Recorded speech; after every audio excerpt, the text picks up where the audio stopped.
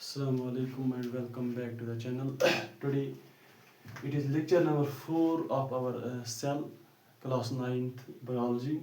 Today we are going to discuss about Golgi apparatus. आज हम Golgi apparatus के बारे में जानेंगे. लास्ट लेक्चर में हमने देखा था एंडोप्लाज्म रेटिकुलम के बारे में. तो अगर मैं एक सेल यहाँ पर ड्रा करूँगा तो सेल के अंदर मैं यहाँ पर न्यूक्लियस को बनाने जा रहा हूँ, न्यूक्लियस को बना रहा हूँ. न्यूक्लियस का जो आउटर एनवेलोप है, लास्ट लेक्चर में आपने जाना, आउटर एनवेलोप के कंटिन्यूअस में हमारे पास एक स्ट्रक्चर देखने को मिलता है जिसको हम बोलते हैं एंडोप्लाज्मिक रेटिक्यूलम.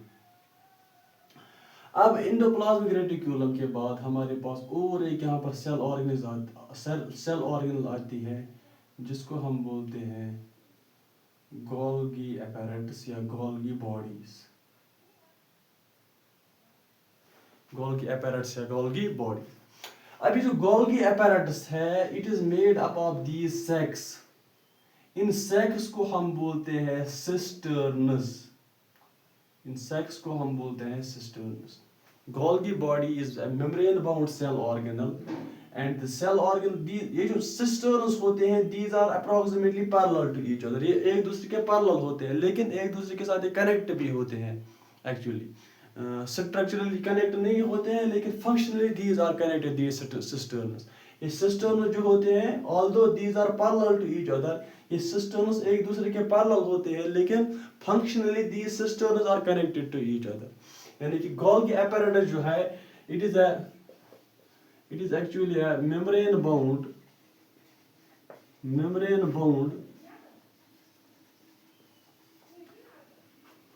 sacs.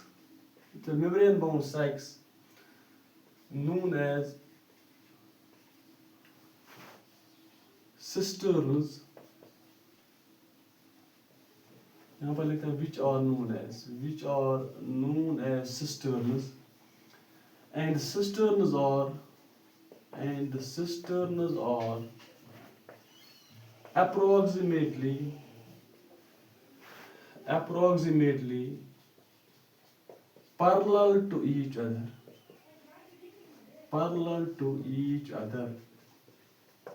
ये जो सिस्टर्न्स होते हैं, अप्रोक्सीमेटली ये सिस्टर्न्स एक दूसरे के पैरेलल होते हैं. अभी जो सिस्टर्न्स होते हैं, इनके दो फेजेस होते हैं. अगर मैं यहाँ पर इसको इनलार्ज करके आपको दिखाऊं, ये जो सिस्टर्न है, फिर दूसरा cistern which are parallel to each other, इसके दो फेजेस होते हैं. फर्स्ट वन इज दिस, इसको हम बोलते हैं सिस फेज या फॉर्मिंग फेज. और ये जो होता है दूसरा फेज, इसको हम बोलते हैं ट्रांस फेज या इसको हम बोलते हैं मैच्योरिंग फेज. दूसरा नाम इसका है मैच्योरिंग फेज. यानी कि सिस्टर्न्स के दो फेजेस होते हैं. First one is cis phase and the second one is trans phase, इसको हम बोलते हैं मैच्योरिंग फेज. अब हम देखेंगे जो गोल्गी apparatus होता है. Actually the Golgi apparatus was discovered by, ये किसने डिस्कवर किया था? कैमिलियो गोल्गी ने इसको डिस्कवर किया था इन 1898 में. कैमिलियो गोल्गी साहब ने पहली बार जो है गोल्गी apparatus को डिस्कवर किया था. अब इस गोल्गी apparatus का क्या फंक्शन होता है? लास्ट लेक्चर में आपने जाना, ये जो एंडोप्लाज्मिक रेटिकुलम होता है, एंडोप्लाज्मिक रेटिकुलम एक तो लिपिड्स की सिंथेसिस करता है, लिपिड्स बनाता है, दूसरा प्रोटीन्स भी बनाता है. कौन? एंडोप्लाज्मिक रेटिकुलम लिपिड्स और प्रोटीन्स को बना देता है. अब इन लिपिड्स और प्रोटीन्स को जब एंडोप्लाज्मिक रेटिकुलम बनाता है, ये इन लिपिड्स और प्रोटीन्स को भेजता है गोल्गी apparatus में. यानी कि these lipids and proteins are sent to the Golgi apparatus. जब एंडोप्लाज्मिक रेटिकुलम ने लिपिड्स और प्रोटीन्स को बनाया, लिपिड्स और प्रोटीन्स को ये देता है किसको? गोल्गी apparatus को. अभी गोल्गी apparatus इन लिपिड्स और प्रोटीन्स को क्या करता है? लिपिड्स और प्रोटीन्स ही नहीं, अगर कोई चीज न्यूक्लियस के अंदर भी बनता है, वो भी कहाँ पहुंचता है? गोल्गी बॉडीज में. तो इन गोल्गी बॉडीज इन लिपिड्स और प्रोटीन्स को मेनली क्या करता है? पहली बार ये इन लिपिड्स और प्रोटीन्स को पैक करता है, फिर स्टोर करता है, फिर मॉडिफाई करता है और एंड देन ट्रांसपोर्ट कराता है, ट्रांसपोर्ट या डिलीवर कराता है। यानी कि जो गोल्गी बॉडीज है, गोल्गी अपैरेटस होते हैं, इनका क्या काम होता है? ये पहली बार पैक करता है, दूसरी बात मॉडिफाई करता है, फिर स्टोर करता है। पहले मॉडिफाई करता है, फिर स्टोर करता है, फिर ट्रांसपोर्ट करता है। यानी कि जो चीज एंडोप्लाज्मिक रेटिकुलम ने बनाया, इनको कौन लेता है? Golgi apparatus. गोल्गी अपैरेटस जो है लिपिड्स और प्रोटीन्स को पहली बार पैक करता है, फिर मॉडिफाई करता है, फिर स्टोर करता है और फिर इनको ट्रांसपोर्ट करता है, पहुंचाता है अपनी डेस्टिनेशन पर। जैसे मैं फॉर एग्जांपल लिपिड्स और प्रोटीन्स को एंडोप्लाज्मिक रेटिकुलम ने बनाया। अब इन एंडोप्लाज्मिक रेटिकुलम ने इन लिपिड्स और प्रोटीन्स को गोल्गी अपैरेटस को दिया या गोल्गी बॉडीज को दिया। अब गोल्गी बॉडी जो है, इन्होंने इन लिपिड्स और प्रोटीन्स को क्या किया? पहले पैक किया, फिर मॉडिफाई किया, फिर स्टोर किया और फिर ट्रांसपोर्ट किया। और ट्रांसपोर्ट कहाँ किया? प्लाज्मा मेम्ब्रेन तक फॉर एग्जांपल ट्रांसपोर्ट किया, जिसको हमने लास्ट लेक्चर में देखा था। मेम्ब्रेन बायोजेनेसिस का काम करता है एंडोप्लाज्मिक रेटिकुलम। लेकिन प्लाज्मा मेम्ब्रेन तक पहुंचने से पहले लिपिड्स और प्रोटीन्स पहले कहाँ जाते हैं? गोल्गी अपैरेटस में जाते हैं पहले लिपिड्स और प्रोटीन्स, जहां पर उनको पैक, स्टोर, मॉडिफाई वगैरह किया जाता है। और गोल्गी अपैरेटस जो है उनको टैग लगाता है, लिपिड्स हो, प्रोटीन हो, चाहे और कोई सब्सटेंस हो जिसको न्यूक्लियस बनाता है, इनको टैग लगाता है और उनको अपनी डेस्टिनेशन पर पहुंचाता है गोल्गी अपैरेटस। जैसे ये ग्लाइकोसाइलेशन का काम करते हैं, यानी कि ये जो फॉर एग्जाम्पल प्रोटीन्स है, प्रोटीन्स पर ये क्या करेगा? प्रोटीन्स पर ये ग्लाइको ग्रुप ऐड करेगा, तो फिर ये बनेगा ग्लाइकोप्रोटीन। जो ही ये ग्लाइकोप्रोटीन बना, फिर इस ग्लाइकोप्रोटीन को अपने डेस्टिनेशन पर पहुंचा दिया जाता है बाय दिस गोल्गी अपैरेटस। यानी कि गोल्गी अपैरेटस का मेन काम क्या होता है? जो चीज न्यूक्लियस और एंडोप्लाज्मिक रेटिकुलम सिंथेसाइज करता है, बनाता है, these things are sent to Golgi apparatus. Golgi apparatus इन चीजों को पैक करता है, मॉडिफाई करता है, स्टोर करता है, फिर डिलीवर करता है अपने डेस्टिनेशन पर, जहां पर इन चीजों की जरूरत पड़ती है, जिसके लिए ये चीज बने हुए होते हैं। दूसरी चीज जो है, गोल्गी अपैरेटस क्या काम करता है? दूसरा चीज, गोल्गी अपैरेटस जो होता है, it is involved in the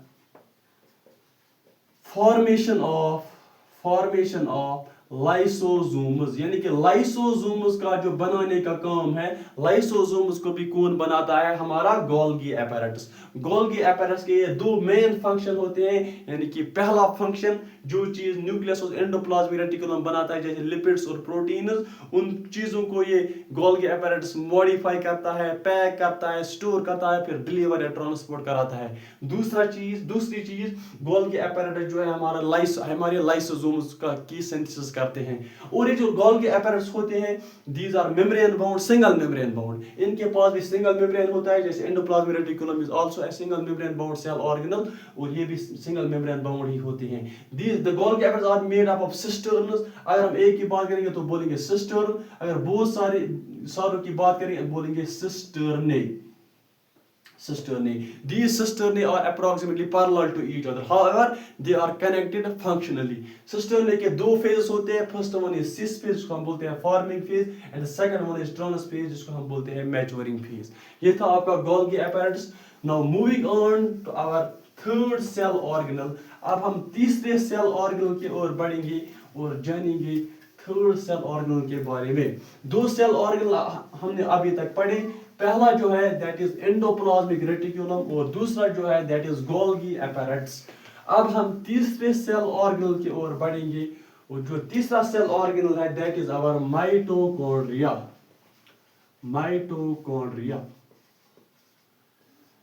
अभी जो माइटोकॉन्ड्रिया है, अगर आप एक सेल के अंदर देखोगे माइटोकॉन्ड्रिया को, अगर ये मेरे पास एक सेल है, ये सेल का न्यूक्लियस है जिसके पास दो मेम्ब्रेन्स है। अगर मैं एक माइटोकॉन्ड्रिया को आपको दिखाऊं, यहां पर मैं एनलार्ज्ड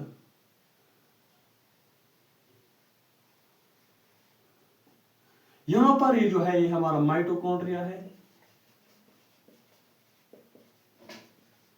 अभी जो माइटोकॉन्ड्रिया है, आप देखोगे यहाँ पर माइटोकॉन्ड्रिया के हमारे पास दो मेम्ब्रेन्स होते हैं। It is a doubly membrane bound cell organelle. पहली बात, mitochondria it contains two membranes. इसके पास कितने मेम्ब्रेन्स होते हैं? दो मेम्ब्रेन्स होते हैं। पहला जो है दैट इज दिस वन, ये जो है ये आउटर मेम्ब्रेन है, outer membrane of mitochondria. And the second one is this one, ये है inner membrane, inner membrane of mitochondria. ठीक, ये जो है इसको हम बोलते हैं, दो मेम्ब्रेन्स के दरमियान जो जगह होता है इसको हम बोलते हैं inter membranes space, inter membranes space. दो मेम्ब्रेन्स के बीच में जो जगह होती है इसको हम बोलते हैं इंटर मेम्ब्रेनस स्पेस। और ये जो जगह होती है माइटोकॉन्ड्रिया में इसको हम बोलते हैं माइटोकॉन्ड्रियल मैट्रिक्स। इसको हम बोलते हैं माइटोकॉन्ड्रियल मैट्रिक्स। यानी क्या जाना आपने, ये जो माइटोकॉन्ड्रिया होता है, माइटोकॉन्ड्रिया में दो मेम्ब्रेन्स देखने को मिलते हैं। First one is outer membrane, second one is inner membrane. और ये जो इनर मेम्ब्रेन होता है, inner membrane is highly coiled. ये बहुत हाईली कॉइल्ड होता है। क्यों होता है? क्योंकि सरफेस एरिया जो होता है, सरफेस एरिया को इंक्रीज करने के लिए inner mitochondrial membrane highly coiled होता है। सरफेस एरिया इंक्रीज क्यों करना है आगे हम देखेंगे। ये जो इनर मेम्ब्रेन होता है it is highly coiled, outer membrane is not highly coiled. और दो मेम्ब्रेन्स के दरमियान जो स्पेस होती है इसको हम बोलते हैं इंटर मेम्ब्रेनस स्पेस। और ये जो जगह यहाँ पर इसको बोलते हैं माइटोकॉन्ड्रियल मैट्रिक्स। माइटोकॉन्ड्रिया जो है it is called power house of the cell. इसको हम बोलते हैं power house of the cell. Power house of the cell हम इसको क्यों बोलते हैं माइटोकॉन्ड्रिया को? क्योंकि जो भी एनर्जी की रिक्वायरमेंट पड़ती है सेल में वो कहां पर बनती है? हमारे माइटोकॉन्ड्रिया के अंदर। यानी कि mitochondria the energy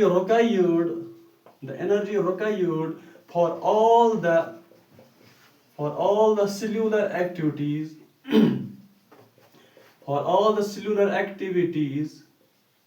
is made by